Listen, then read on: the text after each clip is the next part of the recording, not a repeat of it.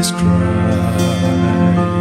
and to die is gain. For to me. Bonjour à tous et bienvenue. Nous sommes ravis que vous vous joigniez à nous aujourd'hui pour cette puissante leçon 6 premiers trimestres de l'année 2025 intitulée « Une citoyenneté céleste ». Dans un monde qui nous tire constamment dans toutes les directions, Paul nous rappelle une vérité puissante. Nous appartenons au ciel. La citoyenneté céleste nous appelle à vivre dans la joie, la confiance et l'espoir inébranlables, sachant que notre véritable foyer est auprès du Christ et que notre avenir est assuré dans son royaume. Avant de commencer, si ce message vous encourage et vous aide à grandir dans votre marche avec Dieu, veuillez aimer cette vidéo, vous abonner à la chaîne et la partager avec quelqu'un qui a besoin d'espoir aujourd'hui. Votre soutien contribue à diffuser la parole de Dieu plus loin que vous ne pouvez l'imaginer. Maintenant, ouvrons nos cœurs à la leçon d'aujourd'hui, car plus la nuit est sombre, plus la lumière de Dieu peut briller à travers vous. Le texte à mémoriser se trouve dans le livre des Philippiens, chapitre 4, verset 6. Ne vous inquiétez de rien, mais en toute chose, par la prière et la supplication, avec des actions de grâce, faites connaître vos demandes à Dieu. À la fin de cette leçon, vous entendrez le chant lié à ce verset.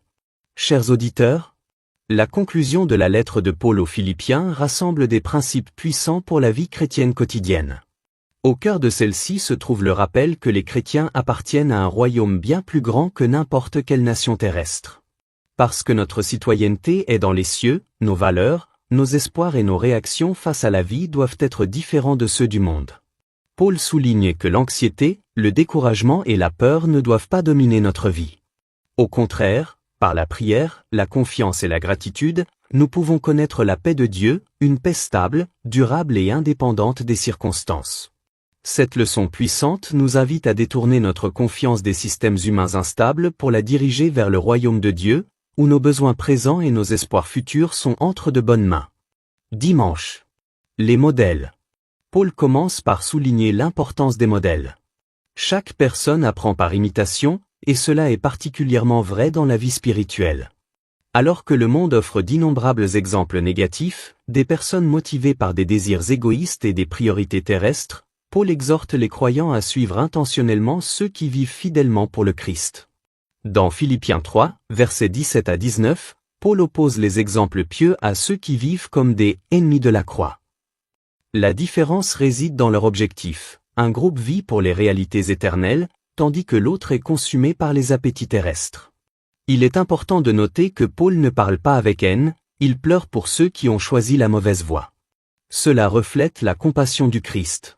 La leçon nous enseigne que, bien que Jésus soit l'exemple parfait, Dieu utilise également des croyants fidèles pour inspirer les autres. En même temps, nous sommes mis au défi d'examiner notre propre influence et de réfléchir au genre d'exemple que nous donnons à ceux qui nous observent. Leçon du lundi. Restez ferme dans le Seigneur. Paul attire notre attention sur notre véritable identité, la citoyenneté céleste. Contrairement à ceux dont l'esprit est fixé sur les choses terrestres, les chrétiens attendent avec impatience le retour du Christ et la transformation de leur corps mortel en un corps glorieux et immortel. S'appuyant sur plusieurs passages de la Bible, la leçon nous enseigne la certitude de la résurrection. Nos corps actuels, marqués par la faiblesse et la déchéance, seront transformés pour refléter le corps ressuscité du Christ. La mort, l'ennemi ultime, sera complètement vaincu. Cette promesse est au cœur de la foi chrétienne. La vie éternelle n'est pas une idée abstraite, mais une réalité personnelle et physique rendue possible par Jésus. Comparé à cette espérance, rien de ce que le monde offre ne peut vraiment satisfaire. La citoyenneté céleste donne un sens à la souffrance, du courage dans l'incertitude et de la confiance en l'avenir. Leçon du mardi. Réjouissez-vous toujours dans le Seigneur. Paul appelle les croyants à se réjouir, non pas occasionnellement, mais toujours. Cette joie ne trouve pas sa source dans des circonstances favorables, mais dans une relation avec Dieu. L'anxiété, bien que courante, n'est pas censée contrôler la vie du croyant. La clé de la paix est la prière. Paul exhorte les croyants à tout présenter à Dieu par la prière et la supplication, toujours accompagnés d'actions de grâce.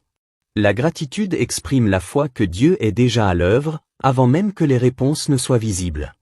La paix de Dieu, contrairement à tout ce que le monde offre, garde à la fois le cœur et l'esprit. Elle découle de la réconciliation avec Dieu et de l'assurance de la vie éternelle. Cette paix est plus profonde que la compréhension et plus stable que l'émotion, apportant le calme au milieu de l'incertitude et des troubles. Mercredi. Pensez à ces choses.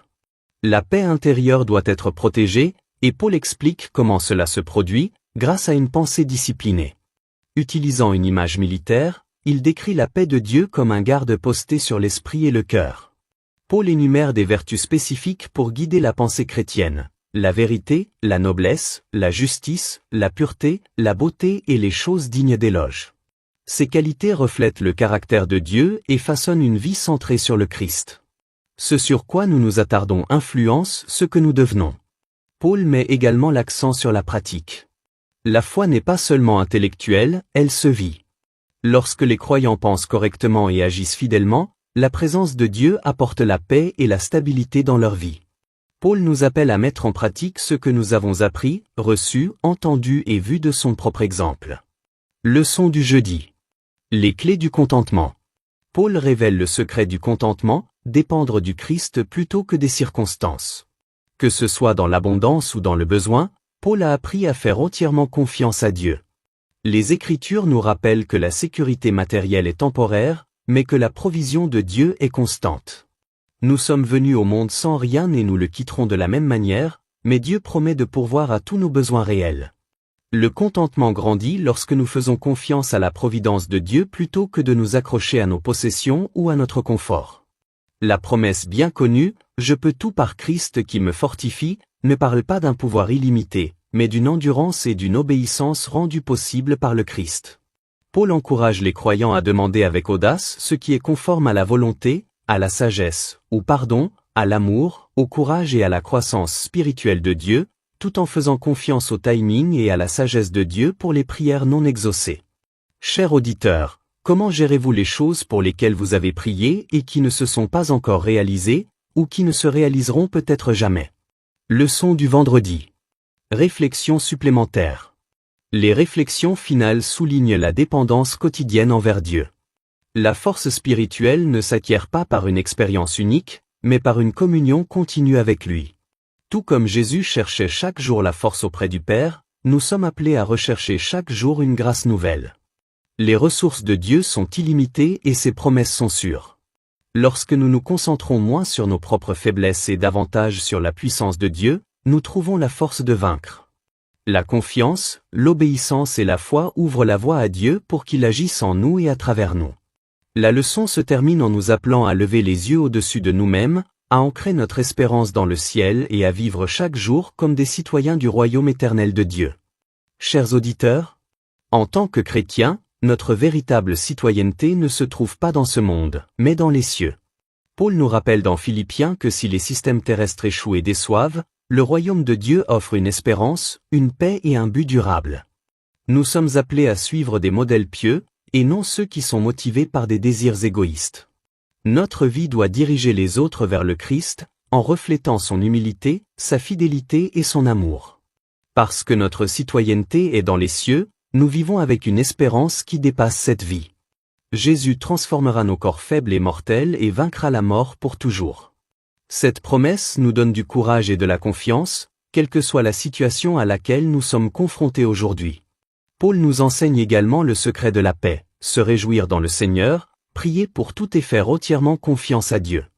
Lorsque nous lui présentons nos soucis avec un cœur reconnaissant, la paix de Dieu garde notre esprit et notre cœur. Ce que nous pensons est important. Lorsque nous nous concentrons sur ce qui est vrai, pur et digne d'éloge, notre foi se renforce. Et le véritable contentement ne vient pas du fait d'avoir plus, mais de faire confiance au Christ, qui nous donne la force dans chaque situation. Vivre en tant que citoyen du ciel signifie marcher quotidiennement avec Dieu, lui faire confiance, penser correctement et se reposer sur ses promesses. Que Dieu vous bénisse.